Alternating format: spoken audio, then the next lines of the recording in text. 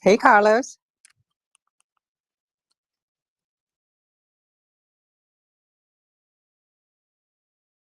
I just sent the invite to Amy. She should be here soon. Let's see. I did it like that. Wait. Now, I'm here. You're here? My mic was closed. No, you know what? I got, I'm sending you the pic. I got 1 mega, 0.6, okay? But my son in Argentina, he's navigating at 900 megas. 900 megas, sorry. Can you imagine? I have only 1.5, and that's usually all I have. But you know, well, I'm glad that you're here. yes. I appreciate you for being here. Oh, Brent, already Manuel is here too. Hello, Manuel. Brent's here. Hi, Brent. And Edgar's here too. Hi, Edgar. How are you? Hello, Edgar. He left. Okay, we are about 5 minutes away to start, right? Yeah, so no worries. We can just chit chat. Like I said, it's live. I just went ahead and started the live stream. I didn't even do anything for the next show. I just been so busy trying to get this other stuff done that I'm not looking at. I'm not focusing on anything until I launch my metaverse, and so now I got to build a website and launch all the plugins. Yeah, exactly. Let me. I'm picking up here the hotspot. No, this has been incredible. Wow, what's incredible is the amount of different situations. I mean, the amount of people actually working for causes, and this, what you said, this ugly bunny girl. Wow, I mean, she's a marketing machine. Can you see? Have you seen the huge amount of stuff that she publishes and making the postings and the shillings and the wow? I mean, it's like you. It's like your doctor. I mean, it's like publishing, posting like 2 tons of messages every day. I mean, well, she's a very impressive Zoomer. And also she has great, she has a mom and her dad. I'm sorry, her grandmother and her dad. It's like a family business. Yes, exactly. Together. So I love that. Yeah, and you can notice that the difference of this help, all this help that she got behind her, because they are producing a lot of stuff. I mean, a lot of great done tweets and promoting, and she's, I mean, every time I can, I give a like to her, or depending of the hour I retweet her. But it's good. I mean, she's strong. It's incredible. I'm gonna put. I'm gonna send another message that we're about to start. Let me. Okay, that sounds good. Amy, oh, there she is. Yes. Amy. Invite to speak. Okay. Here we have Banned Books I'm art. so proud of Amy. We have art inspired by band. Banned Books art. Welcome. Hi, thank you so much for having me. Okay. Hey, Amy. I'm so proud of you. So happy to, so excited to hear more about your upcoming project. So let's go ahead and start. Like I said, this is more of a recording because we're streaming, but then I run ads and we cut it up as snippets. So, but I want to go ahead and start. So I want to welcome everybody to NFTs for a Cause. This is Carlos and I. This is our second season we are going on. And excited about it, featuring different projects, giving back. It doesn't have to be an NFT project, but it also we want to find stories and projects that are like giving back to others and helping others. They don't have to be a nonprofit. I mean, someone can go and buy lunches, just or pay off lunch debt, just like Bad Bunny is doing, the one we had a couple weeks ago. So this week, we have Banned Book Art. Her name is Amy, who we had a chance to meet in the early days of Twitter Spaces. She came in and out of our spaces, and we got to know each other. And then I just saw her post something called Funds Giving. Looking forward to get to know her more. And Carlos is here with me too. And I want to say hi to Vicky and also to Brent. So Amy, how are you? And welcome to NFTs for a Cause.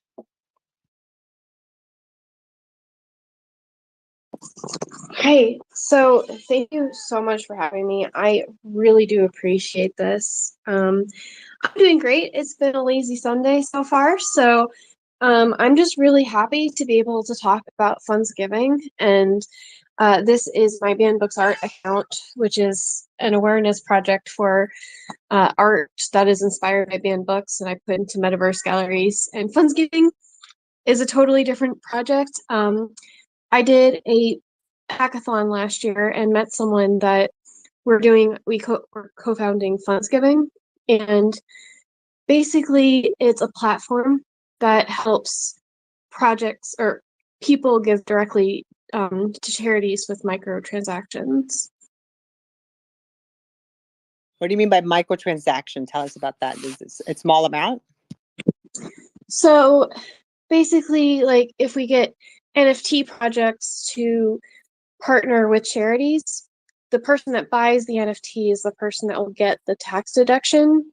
Right now, it's difficult and not a lot of people are doing, well, actually nobody's doing it because it's difficult, but we're hoping to be able to invigorate the charity and giving space by having this as an option for projects and for people that want to use crypto to give to charity. The funny thing that you're saying this, we actually had the Giving Block on as one of our clients, but I have a client that I'm working with. It's called Foundation for the Disabled.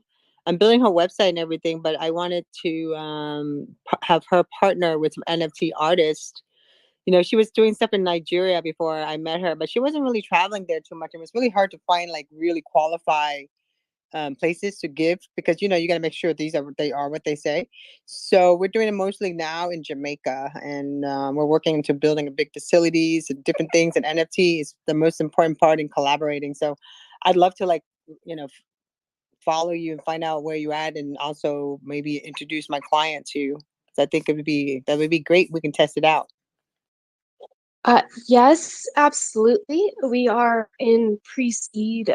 We actually we got accepted into an accelerator program, but we are basically still building the website and hammering it out. And I believe a part of the accelerator is finding like the product market fit and doing some research. So I would 100% love to be able to talk to an actual charity that is experiencing this, because I come at this as someone that, like, for example, Banned Books Art, 100% of the profits from the ticket sales goes to charity, but that's not crypto. And the reason is because it's difficult to do. So Fundsgiving as a separate platform that helps take care of it and lets people track their charitable giving so that at the end of the year they can get their tax deduction.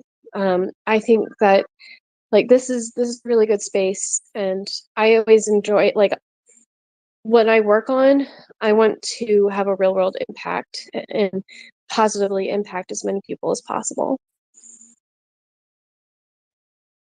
I love that because I was going to talk some more about that because so if an NFT artist collaborate, like we did one with the Michael J. Fox, the guys they were giving to it was an NFT project that was donating to help with Parkinson's research, and it was Michael J. Fox's organization. So if somebody were to so if somebody went through your platform, I'm kind of like walking through what I envision it, and then you can tell me if it's like I'm off, I'm wrong, I'm right.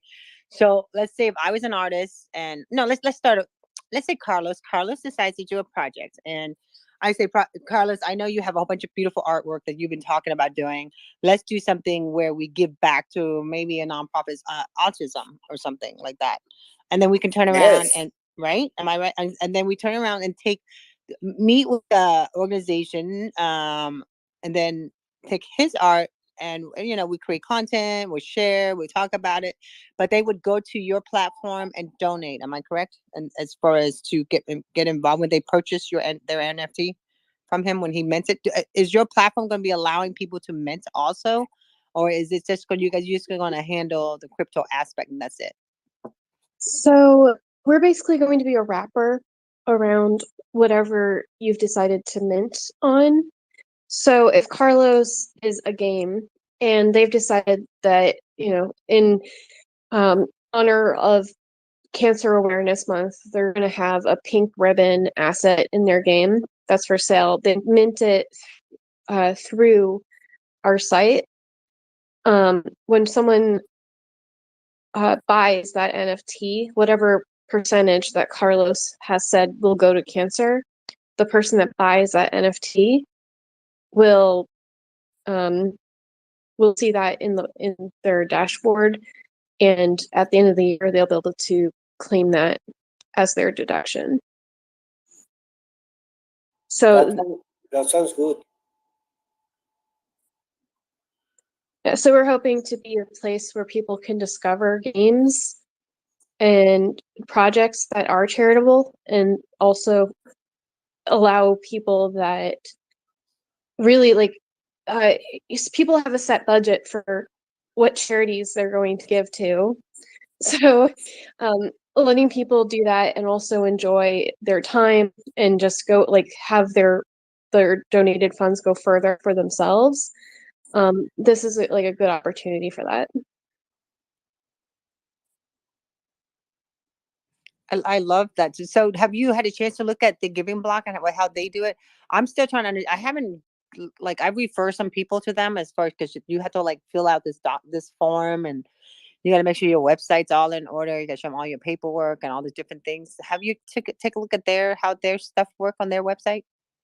Yes. So from my understanding of it, they have pseudo wallets that they give people when you as an individual when you donate, and it all goes into one collected um, just a bucket of cryptocurrency, and then the Giving Block takes their percentage, and then they give the charities cash. The reason why people might consider donating crypto is because it's considered to be property instead of tax, and you also don't have to pay capital gains when you take your money out. It eliminates the step. You can just donate it directly and it's treated like property, so you get more benefit if you're going to use crypto as a currency for donating to a charity. You asked specifically about the Giving Block, and they do charge quite a bit for charities. At least that's what I've heard. And it's not like a true wallet. I don't think the charities have to know anything about a wallet. They just give the Giving Block their bank account information, and the Giving Block takes care of the crypto side of everything.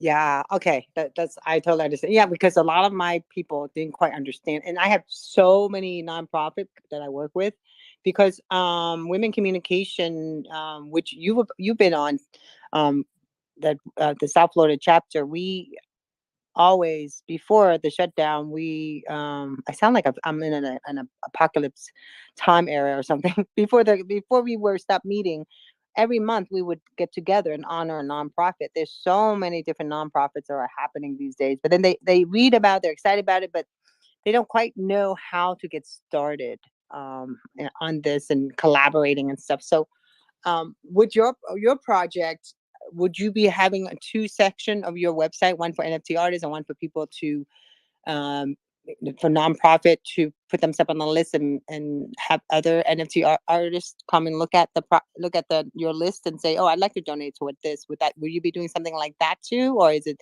up to the artists to find their own nonprofit? So I believe, and we'll have to see how far down the line this winds up being, but there will probably be 3 portals, like the person doing the donation, like forward facing site, and then there'll be the project managers, which will hopefully be a easy to use UI, so you can like upload your art, you can upload your metadata, and you can say like, this is how much should be going to the charity, and you choose from the list of the charities, and then you're good to go. And then the third one would definitely be like, are you a charity? And we would have to manually like just make sure that someone's actually a charity, and like just have some kind of verification process and all that. But I think that would be the best solution for everybody, because maybe a charity wants to approve before people use their name. I don't know how.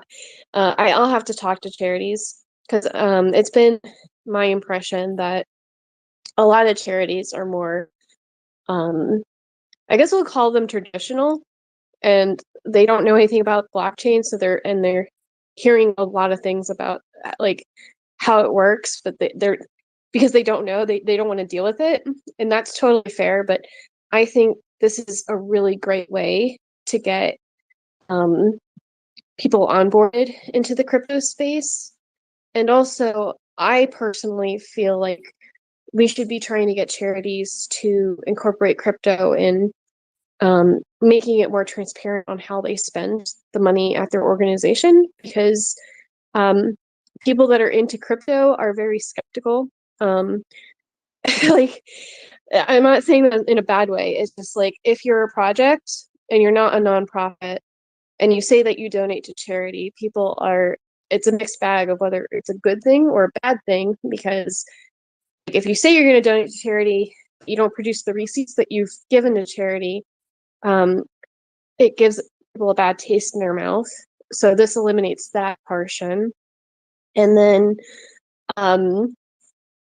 charities themselves, people have the attitude of like, we don't know how the charity is even actually impacting the world in a real way, and we would like an accounting of how that happens. And crypto, like the blockchain technology, is a good opportunity for charities to have a better accounting so that people can. Amy, just a second. You're giving me one idea. I don't know if it's good or bad. I will tell that to everybody here, Antonia specifically. You know what? One small sub-project we should handle, according to these words by Amy, is there is a barrier, a mental barrier, because getting into this crypto world, into the blockchain thing, means change. And you know what happens to people regarding change. Change scares people. I mean, if you don't want to, I think one of the most important quotes in human relations is that you first have to give the other people what they want, so you can get them to give you what you want. I mean, it's just like you enter in a room with a fire in winter. You cannot tell a fire, I forget the name of this, where you place trunks of wood. You cannot say, oh, please give me heat and heat the room, and then I promise that tomorrow morning I will put some trunks in. No, you have to put the wood first. Otherwise, it doesn't work.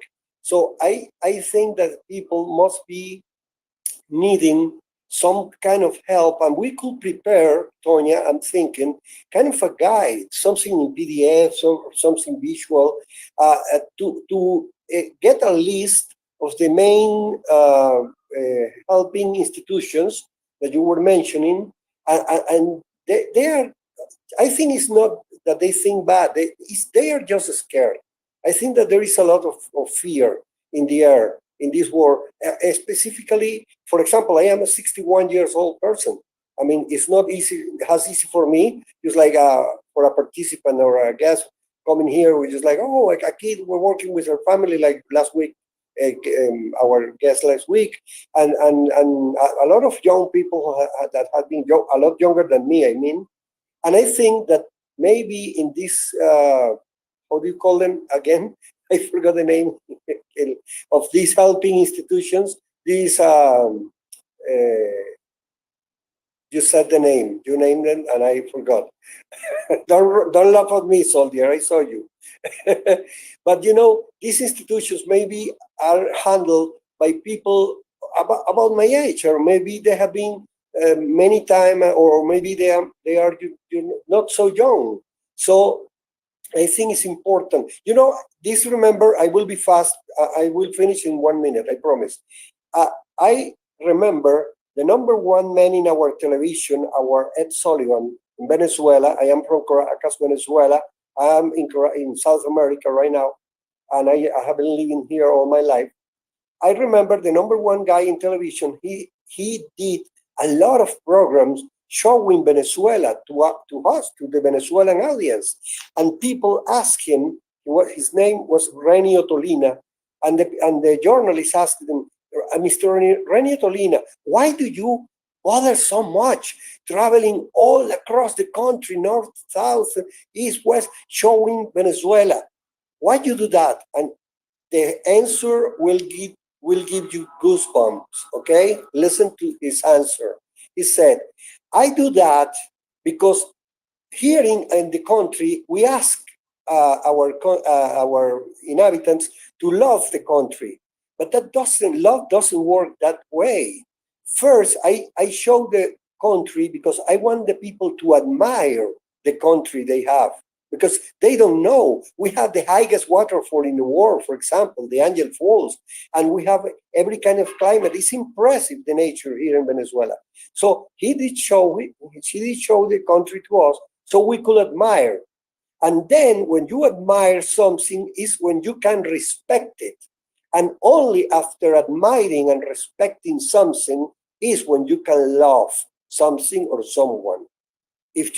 What's happening when a divorce comes into the scene? It's because admiration and respect are being lost. Okay, so the same building blocks that build a relationship with admiration and respect, if you don't attend that elements, you lose the love, you lose the relationship. So it was so clever, so brilliant. I mean, people in Venezuela, he went out and asked people, don't eat the red lights, and everybody respect the cross lights. And he actually changed the behavior of the Venezuelan citizens. It was impressive. He died in a plane crash in 1978. We believe that he was killed by the political system of the moment, because he was launching himself as a political candidate, and he was the number one seller of products. And of course, if he was going to be announcing himself, he will swipe the election. So everybody in Venezuela, I mean, officially they say it was just an accident, but nobody believes that. I lied to you. I apologize to everyone. I said this is the longest minute ever, because I said I was going to shut up in a minute, and I'm still talking. The mic to you. So, Tonya, sorry. No worries. I was tweeting anyway. But also, I'm kind of, you know what it is right now with me? I think I got it. I think I got it. I think I got it how it would work for your project, Amy, and also for your project too. You know, when you give back. But then while I'm hearing your story about Venezuela, I'm like, my God, I'd love to build a part where Carlos is at. Like build a Yeah. metaverse of where Carlos is at. So this way, Okay. Carlos can have an event and then be able to bring his people together in a space where it looks like where they came from. I was just thinking Yeah. about this. You had me thinking of that. Okay. But you know what I mean? It's just like I think we need to teach, just like Reni Otolina wanted to show the country to us so we could admire it and then respect it, and then we can love our country. That's the way it works. So people who are old or maybe they're afraid of these new technologies, maybe we should create some educational. I mean, we should help them to get into the cold water and to test the water. You know what I mean? It's impressively important to do that because I know a lot of people of Well, my I think it's also generation. all about collaboration, right? It's going to be like a hope, not just us, but other people too, because Yes, this is how exactly. my map goes. My brain goes like this. Like I'm thinking, this is how I'm thinking. Like I'm building Yes, metaverse so that I can teach and help raise money and do fundraiser for different people. I'm going to do a fundraiser because one of my friends is sick and he needs money while he's sick, and you know, doesn't have much of people as far caregiving is concerned. So I'm going to use my space to have an event and show movies and show different things. But also, you know, because what I did in real life is usually we would like I'd walk around literally wherever I'm having the event at. I walk around and knock on every single business, and I make them give me free stuff because I'm going to auction it off and donate it to that. So I did one for Best Buddies. We made like, I mean, it was only like I think we made like $3,500 for our friend. They were competing in a triathlon with Best Buddies, you know. So this was like 11 to 12 years ago, but we charged $20 a ticket for people to walk through, and they got a little swag bag. There's that, and then if they wanted whatever they ordered, they got like it was 10% or 20% was donated back to us too. That went to the whole project, and then also we did what we called it the Chinese lottery. But it's kind of like how you look at it. So we had people walking around selling tickets, you know. So when you buy the tickets, then you can come up and bid, and then use the tickets as far as like if you had this many tickets, you can bid for it. So whoever had the highest bid would get the stuff based on how many tickets they threw in the bag. So I I mean, was we might have a because we want to be a project and a platform that allows other projects to innovate and you know we can collaborate and but I think having like silent auctions and lotteries and doing fundraisers like that and having maybe like we host or like we have an event calendar that way people know about these things. Like I especially think that like silent auctions and the lottery stuff is like an amazing idea, especially in the NFT space where it's like, you know, we like this stuff. You have your collectors, they want to give to charity. You know, we can set the portion that goes to charity. Even like if the artist wants to say like 100% of the proceeds goes to charity, that's on, you know, it's up to the artist. But having a platform that's already set up and ready to go for um like these recent earthquakes that this happened, if we can quickly get these fundraising things like up, I think that would be like really great. no, I think that would be fantastic. But here's the thing though, when if you the most important thing is I have really good friends who are well off and they love buying art and stuff that's where they can write it off because it's a good investment for them, and also it's a good way to give back. So, and you know, because it helps with your taxes too. I mean, like when I try to give as much as I can, I try to write off as much as I can. But I feel like, you know, when it comes to NFT and when it comes to like tokens and blockchain and crypto, and you know what, you know, they're going after anyone. I think next year it goes into effect the $600 thing. So it's kind of like you coming out with this your platform. I think it's needed because it's still we're still in a gray area. I sit in these spaces and the artists are always kind of like concerned, but then I'm kind of like, you know, we got to find the whales. We got to find the people who's going to invest, but they're going to invest on people they love. But also, if they now know that if they are depending, if they're in America, especially in America, they're able to, and invest by getting something for and by donating that toward a nonprofit. You know what I'm saying? Like it you're creating a whole marketplace, but yet you're also giving back. Plus, you're also helping people in a way that you can't even imagine. Because a lot of time, artists create art, but then they don't know how to find the people or how to sell it or give it, or you know what I'm saying? Like a lot of them, I just see a lot of them like kind of, because I remember going to spaces and go, oh, are you? That's what I do. I ask people. I'm like, oh, are you going to give some percentage of your donate, your art donation toward a nonprofit or somebody? And I remember in the early days, people would laugh. And I come from the old school of PR. Good publicity is great publicity is when you give back and you create a whole event. You can even create a whole PSA about it too. You can just pitch a radio station and say, hey, this is a PSA. This is about this, this. And you can turn around and create a whole campaign based around that. But I would love to see this happen for NFT. Like I would love to see some of these artists reach out to someone. I mean, Bad Bunny, she's paying off people's lunches and stuff, her school lunches, because she was in school and she was like, know how people were suffering. So if she was able to do that, just and it wasn't even a nonprofit, just her school. But if people were able to work with nonprofits, like down here, we got Feeding Boca, we got Feeding South Florida is another one. Like all these different food bank places that are nonprofits that need help. If they can and it's also the numbers game, right, Amy? Because it's a numbers game. Because if they were to set up events and fundraiser and they do this in a crypto and getting into this, once we bring them on board, I mean, one campaign is just one campaign. But after that, they can literally run campaigns and work with you and a whole bunch of artists. Am I correct on this whole conversation? Because I'm just following what you're saying. And I think that's how it would be great. Well, yes. I think that every charity should be looking for every fundraising attempt they can, and digital, like using things with your computer, is much, much more scalable than traditional fundraising methods. And it has it's very scalable. And as long as you're a legitimate nonprofit and you keep up with like the auditing with the IRS and people, if someone likes your nonprofit and it's easy for them to collaborate with you, then yes, this is something that like everybody is helping each other.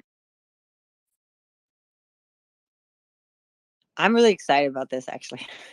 Because I have my one little not little, but I finally finished my metaverse. So I'm setting it all up, planning it, and Women Communication is doing it. But also we're gonna reach out to all our nonprofits and kind of like get them to join us. We want to honor them until we build the twin of the location that's gonna be.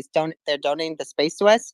We want to build the twin, and then once we build that twin, it will be happening all at once, the in person and on the metaverse. So I'll have people on the metaverse working with us down in real life at the same time. So I would love to be able to host something and have you be part of it when you guys are ready to launch, because I think this is such a needed. And also, would you be interested in talking about your project to other nonprofits if we were to bring them all together? Because we do this thing called we do a women in communication, like a panel discussion about nonprofit and communication.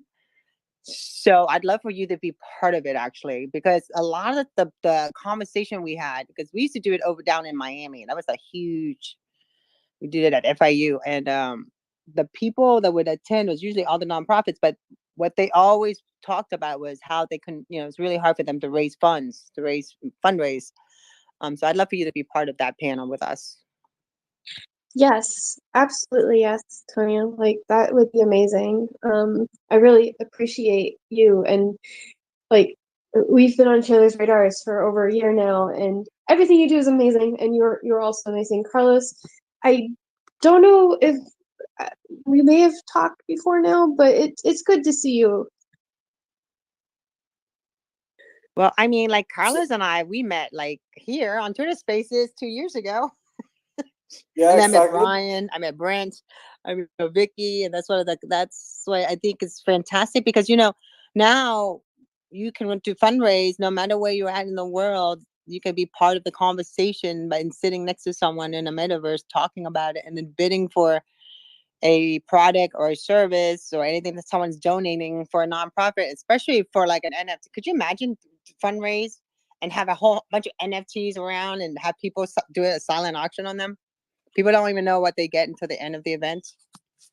That would be incredible, Amy. Because like an in-person event, you can have like, you know, 500 people or however many. But if it's a metaverse, like there's no limit. The only limit is like server load. So you can it's a numbers game. But I personally believe that there's like I said before, like there's a lot of opportunity for the blockchain and this technology to help like people in real ways, and this project is a way to get the like we're trying to get the framework out there to make it easier for people to do real world impacts. Gee, I love that. I think that's so important. We're going through a time with so much turmoil and so much things are happening in the world that if we're able to utilize crypto and NFTs and the blockchain, everything we're doing in Web3 to help those people from all over the world, I think that's so important. No matter where you're from, everybody should have an opportunity to grab the microphone, have a seat at the table. But if they're in such dire, crazy, I mean, I can't even go down the list of all the craziness that's happening right now.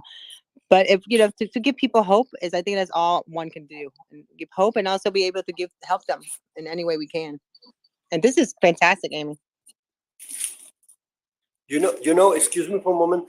You know what's incredible? What amazes me about this era and these times that we are living, as you are saying, is the index of forgetfulness. It's so elevated. I mean, of instant forgetfulness. When we have an event, it's just like the top trending topic, okay, for a few hours, and then appears another thing. The Shakira singer stuff with the soccer player, and everybody is. And then something about Trump or about Biden, and then the new thing. People stops totally. Greta Thunberg, whatever the subject. No matter. When something new appears, it's incredible how people is just like, okay, nothing happened. Everybody was talking just 12 hours ago or something, and then you hardly find a tweet against that thing that what hurt the hot potato 12 hours ago. It's impressive. It never was like that in my times. When I was young, 40 years ago. It will take some time to go away. You know what I mean? This is instant forgetfulness, instant fashion, instant. It's too fast. It's really, really. I don't know what's the word, flabbergasting or something like that. I guess. I agree with you. Yeah, it's too much. It's too much. And I always like to say that what's the most important thing of these spaces? That you aren't scrolling right now. All of you. You are here, quiet, and you are not scrolling in Instagram, scrolling in Twitter. The damage to your brain, the continuous scrolling and dopamine search. Dopamine getting, okay, it's okay. But, you lose control.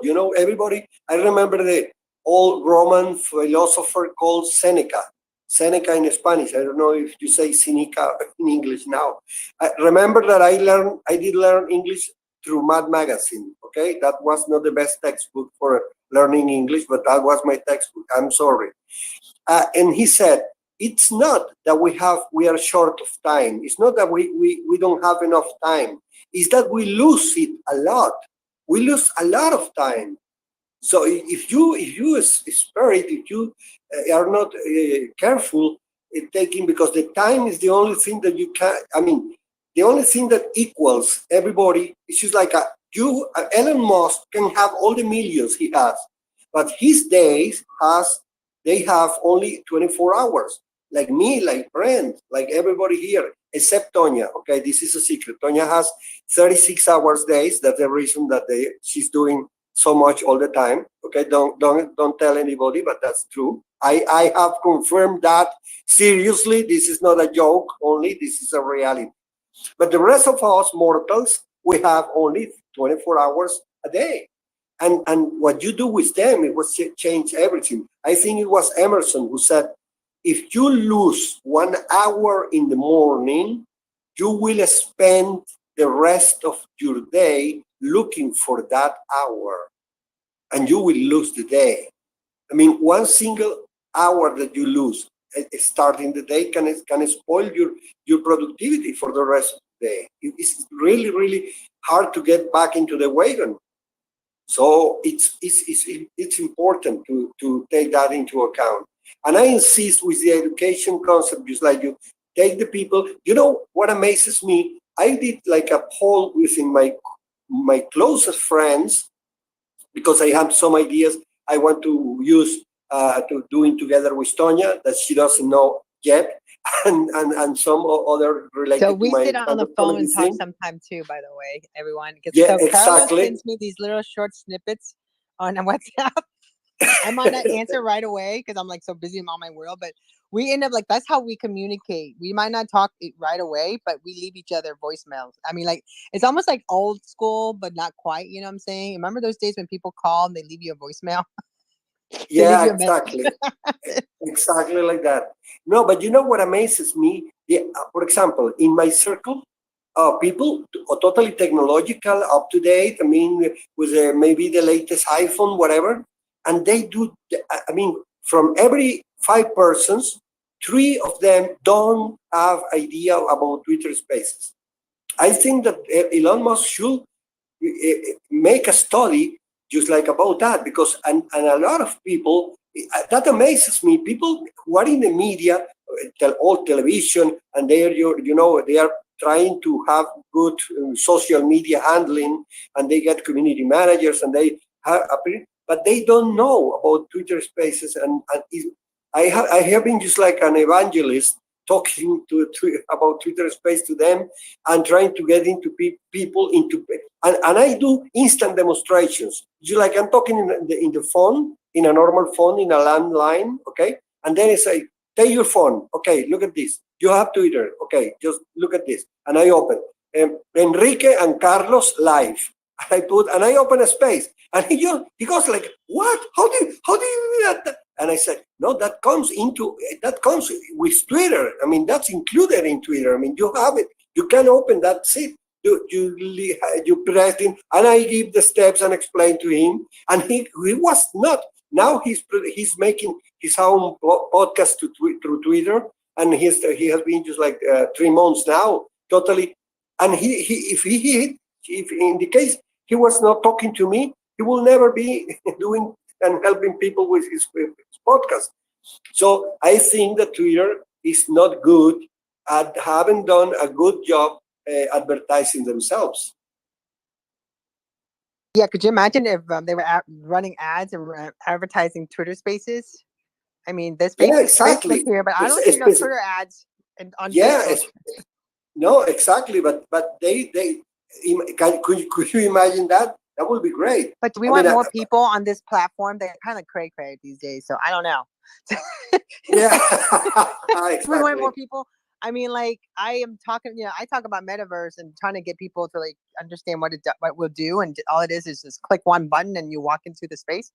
I mean, Vicky and I, we went to a club and sat there and like talked to each other. It was kind of fun, actually. And a lot. I had people asking me questions like, "Well, how do you think people would actually do that? How can they do that? Why would they want to do that?" And I'm like, because it actually, believe it or not, when you tap it, you see an avatar of yourself, and you have to like focus on walking across the room. If not, you click the chair you want to sit in, you click, you sit, and you're really focused on learning what's going on that's being spoken to. And then when the video comes on, you click the screen, and it literally all you see is the video. You don't see nobody around you. You don't see anything. So you tend to absorb more, I feel, because we were watching the video, and I've seen that video before, and I didn't realize there was that much information in that video, unless I was sitting in the metaverse. But yeah, I have a question for Amy. Amy, are you here? I'm here. Okay, listen. What's the one project regarding your main project that we are talking here about today? what's the main thing or the one next step that you're dreaming of having that you still cannot have? I mean, what would you like to have to get done this year regarding your project? So we would like to know so we can listen to you and maybe we can come with some ideas to help you and said, oh, okay, do you accept the challenge? The year's still young, Carlos. It's only March. We still have a good 8 months of trying to get things done. Also, it's a very young project, so right now I'm like, I would really love it if we could, actually have something launched on our website, like the landing page, so that I can send people to fundgiving.xyz and there be something on there. Like that would be amazing.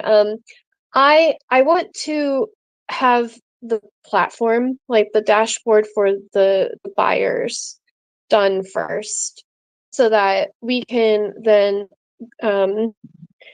approach projects and nonprofits at the same time, because it's kind of like a two-sided marketplace wasn't complex enough. We needed a three-sided marketplace. So I just really want to onboard some nonprofits and get their workflow and see how our platform can use our UI and our user experience to make it a seamless as possible experience for everybody involved. Because I know, like me, as a person that wants to give to charity, I really want a centralized, because like when you're at the grocery store and they ask you if you want to round up or like give an extra $1 to charity, and you're like, well, I do, but you're the one getting the tax deduction. It's not benefiting me at all. And then you feel like a jerk because you press no and you're like, I will definitely just, do this later.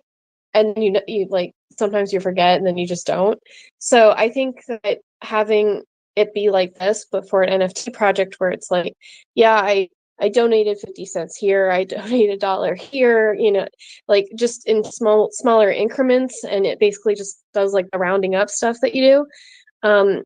Basically, you'll find that you've given more to charity, and the dashboard can tell you like what kind of charities you've been giving to and what frequency, and just like a lot of cool analytics that people like. So I want to focus on like getting people to like buy into this idea and try to get people to buy into NFT projects that have the charities integrated into their projects. So I gave some the mics out with 6:42. Got about this Q&A. So I'm gonna start with Vicky first. Vicky, you have any questions? How are you, Vic? Yeah, I'm all right. And you? Yeah, I'm fine. I'm good. I'm just enjoying the space, actually. It's quite interesting, non-profit organisations. I was part of them in the UK, so yeah. So I help charities a lot. I help everybody, so if you want me to help you, give me a shout too. I don't mind, I'll help you. I love that accent. I love that accent. I love that. Scouser accent. Yeah, Scouser in the house.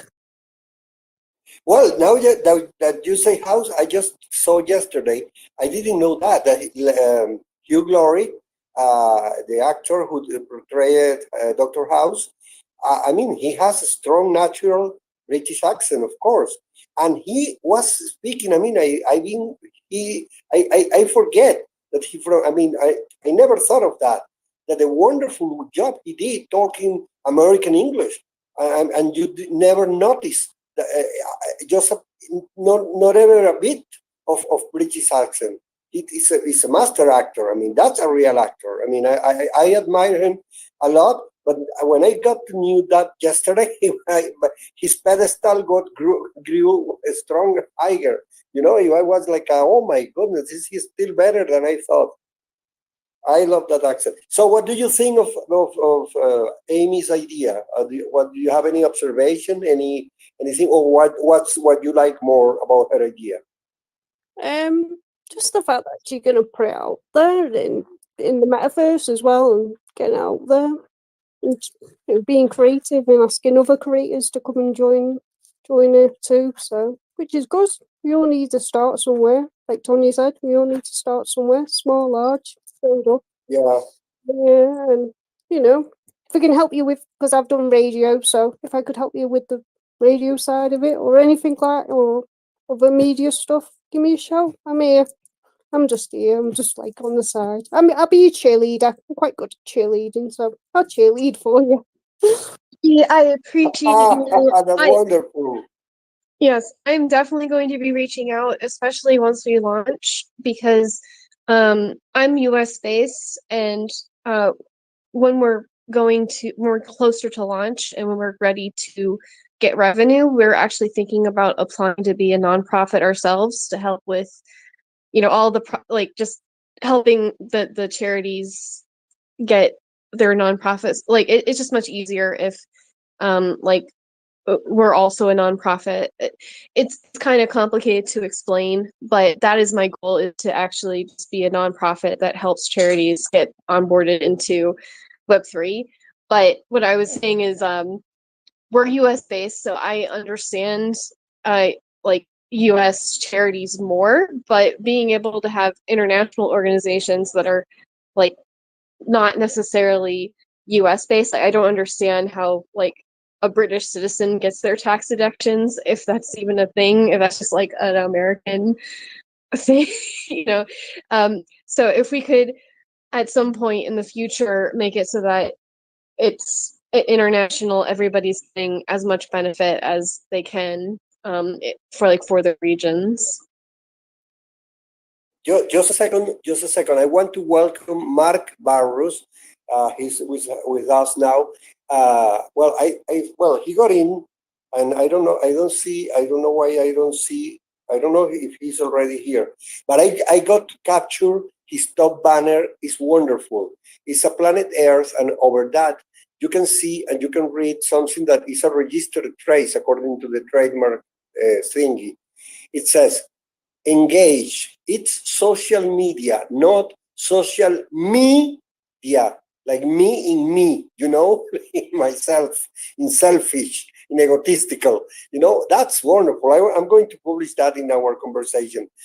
It's great, a great banner. I mean, it's social media, not social media. Well, I kind of want to know if he knows Dr. Nick Delgado from Huntington Beach, California.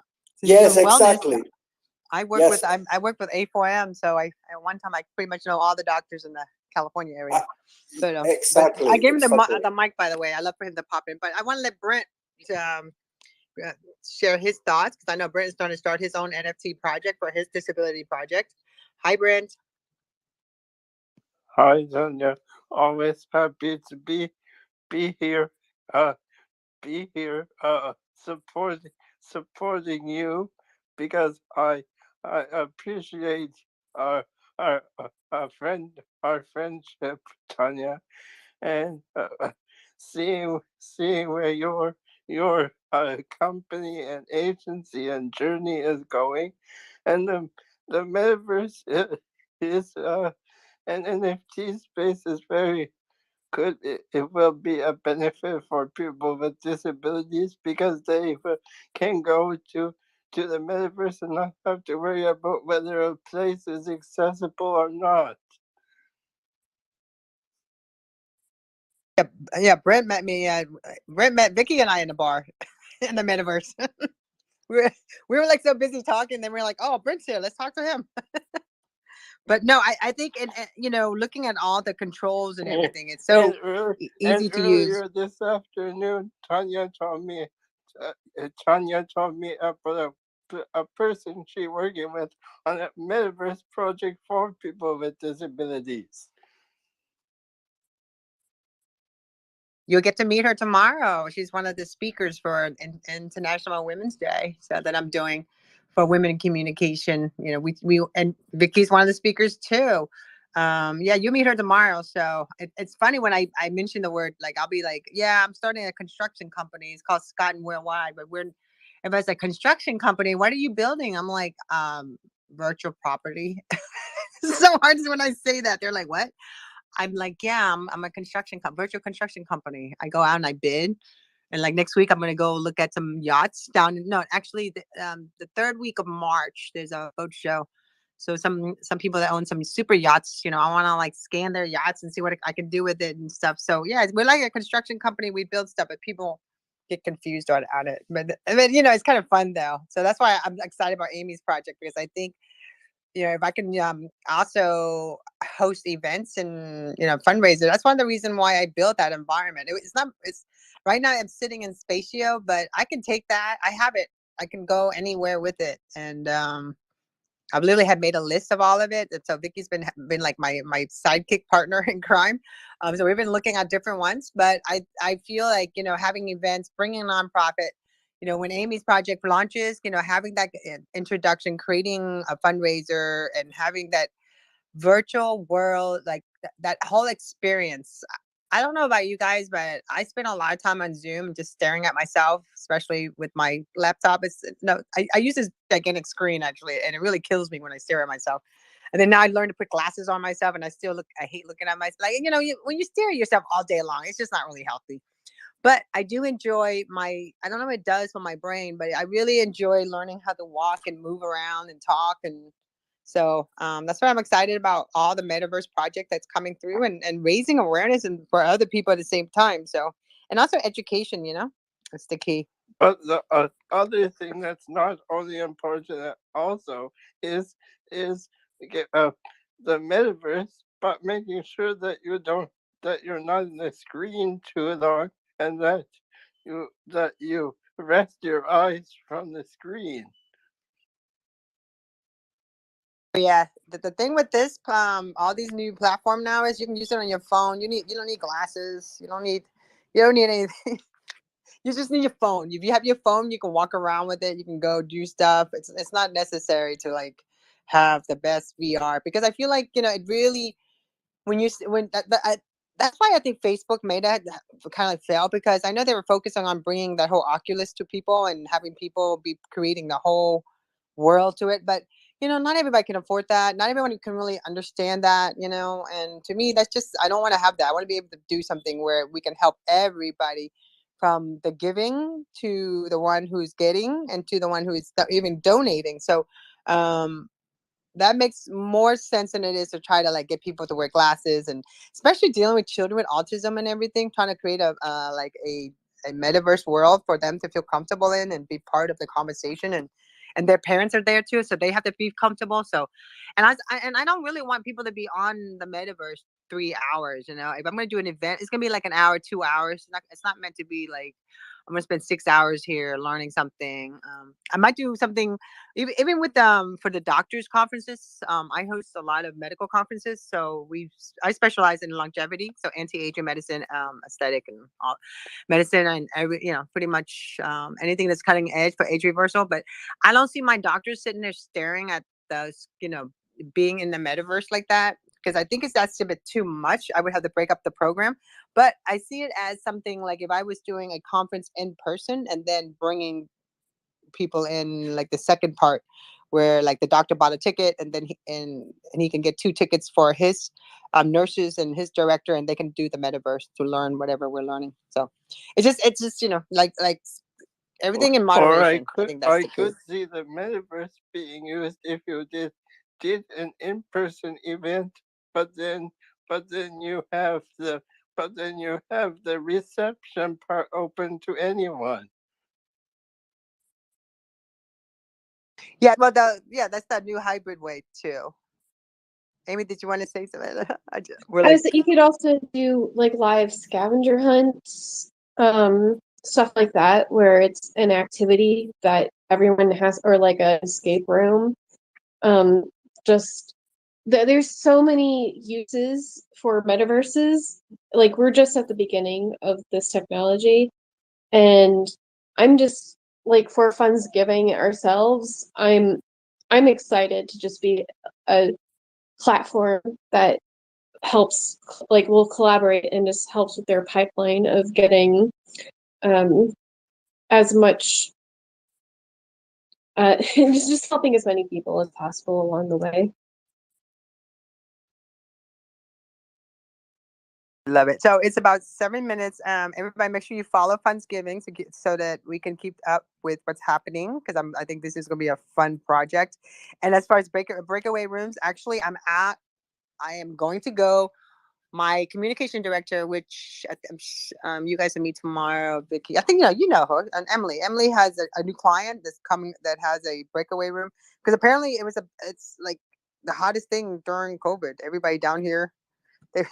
This one guy opened up and right before the lockdown, and then we were locked down only for a couple months, but he literally he did so well that he opened a second location, and then now she picked up another location, and I'm like, I'd love to like be able to scan an environment and then do all kind of stuff, because nowadays you can use your AR with it. So I mean, I can think about different like creating everything from it. Like if you're there to meet and hang out, you want to like raise money, raise awareness about something, you can have AR filter, because Snap Camera has been my friend. I've been playing with Snap Camera and just creating these different AR filter for different projects. So again, like everything's, and even if you wanted to, you can do an event like at a car dealership, and then you can have a metaverse of the dealership and do a scavenger hunt and raise money that way. Yeah, like MetaRides has their metaverse cars that they have, so you could have it at a real dealership and then give away or have some kind of promotion having to do with a metaverse car. Oh, I was looking at that already.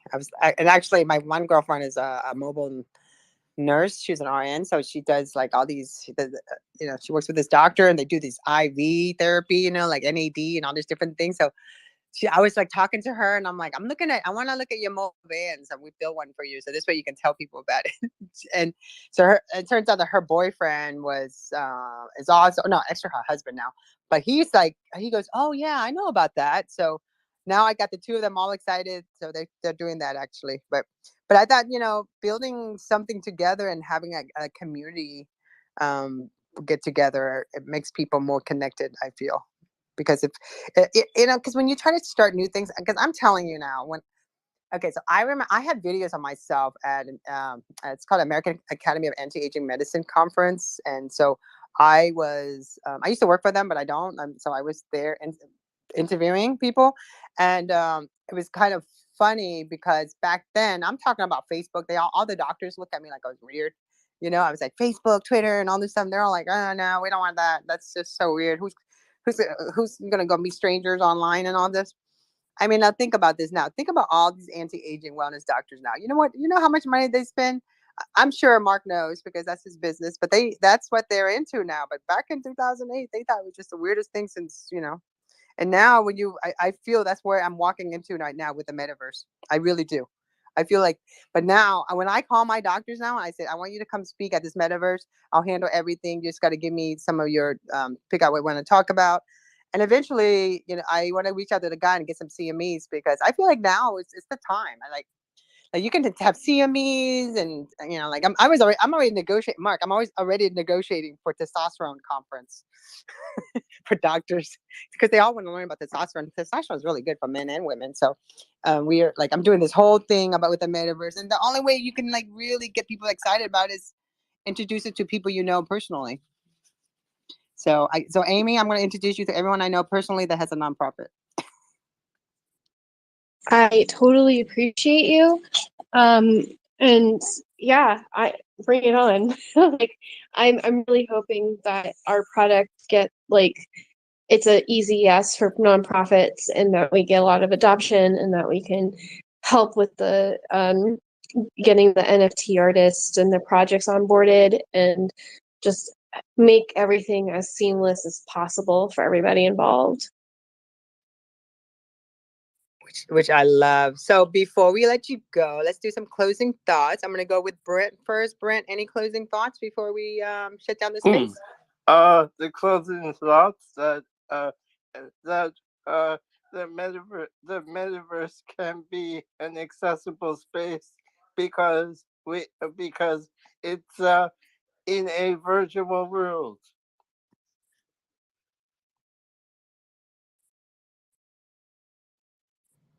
And Vicky, any closing thoughts? Well, we can all be twins in the metaverse. Just put it that way.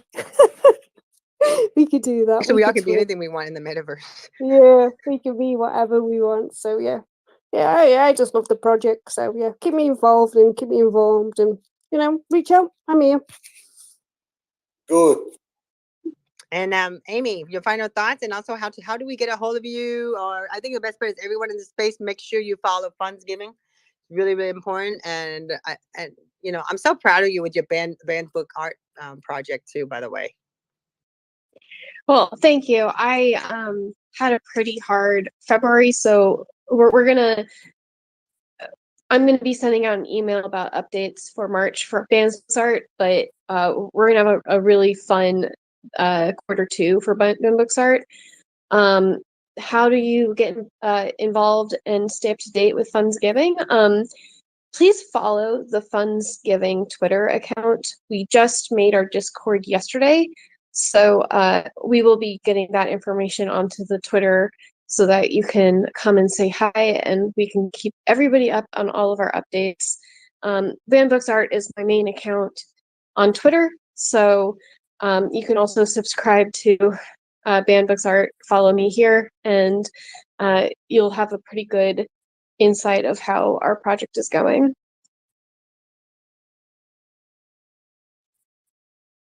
And Carlos, any final thought?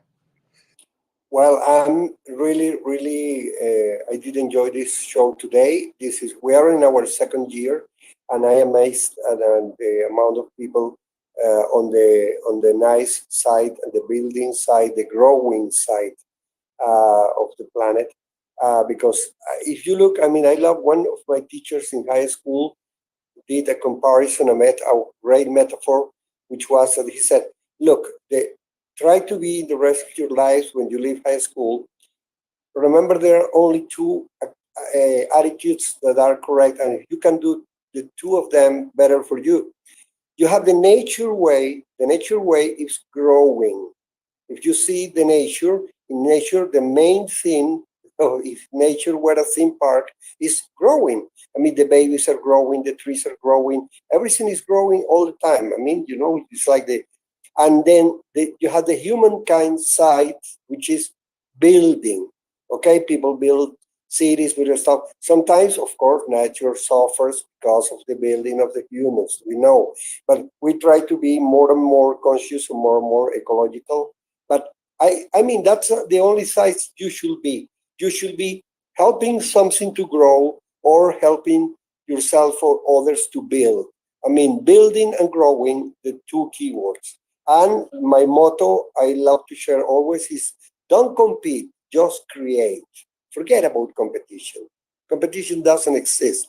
Concentrate on your soul, in your love for yourself and others, and just create. Just don't compete. That's it. Perfect. Thank you, Carlos. Again, everybody, thank you so much for being here. We'll be back next Sunday for another episode of NFTs for a Cause. And if you have anything that you would like to share with us, or if you have any nonprofit that you think we should take a look at, please reach out to us, DM myself or Carlos. And again, this is our second year doing this. We're very excited to be continuing the conversation. And this space is shared out to all the social network. And if you grab the look at me, the microphone, make sure that you know that we're utilizing, we're restreaming and we're recording. So we plan to cut it up in little snippets and share it all over the internet, and so that we can continue following Band Books Art Project Fundsgiving. And I appreciate Amy for being here. And again, thank you everyone. And we will be back next Sunday at 6 p.m. Eastern Standard Time. I will be at my next show is at 8 p.m. I'm co-hosting for Crypto God Louie for our music NFTs. So again, everybody, I'll see you later. And I appreciate you and everyone for being here. Bye, everybody. Take care. Bye-bye.